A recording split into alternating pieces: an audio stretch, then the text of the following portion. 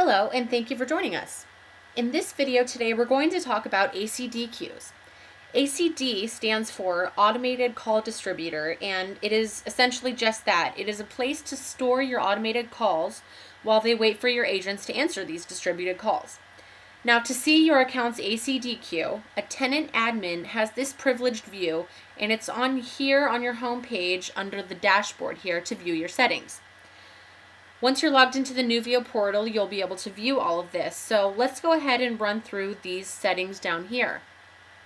The first one here says name. This is essentially a caller ID. This is the name of the ACD that will show on your agent's phone when they call into the queue. All right, the next option here is the background music. Now, this is just your on-hold music if you set it to default, but if you wish to have any specific tailored background music, you can go ahead and upload those into your sound manager here, and they'll show down here in the drop down. So let's go ahead and click on the sound manager to view that quickly. All right, here in the sound manager is where any files that you've uploaded to your computer, you can go ahead and browse and upload here, and once it's uploaded back to the dashboard now, those will appear in the drop down menu here next to background music. Okay, the next option is the exit key enabled.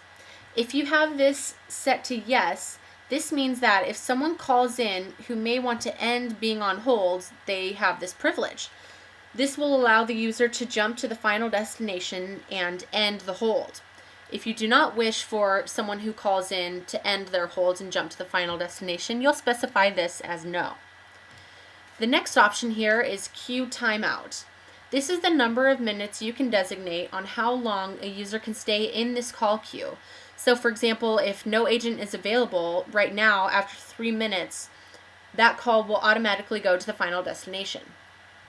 These next three options reference your chime settings.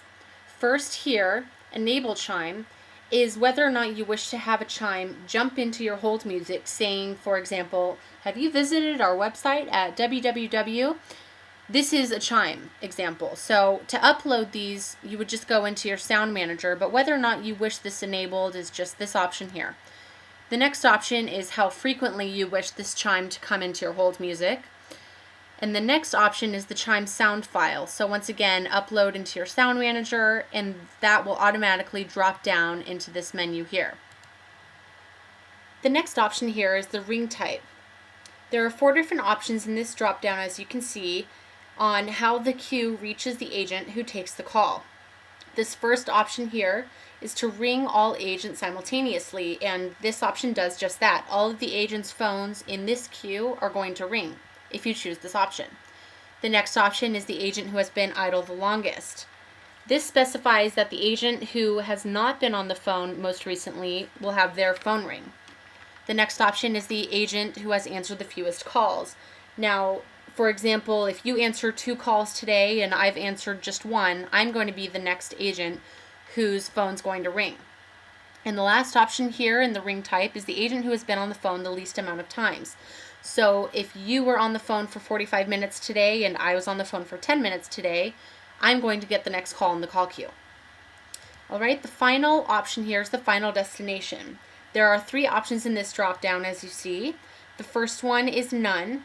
And if you have it set to none, once the call is hung up, this call queue is done.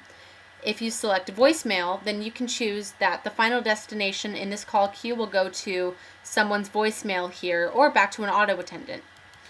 Now, if you choose a user for the final destination, this means that you can choose the final destination to go to any specific user here in this call queue.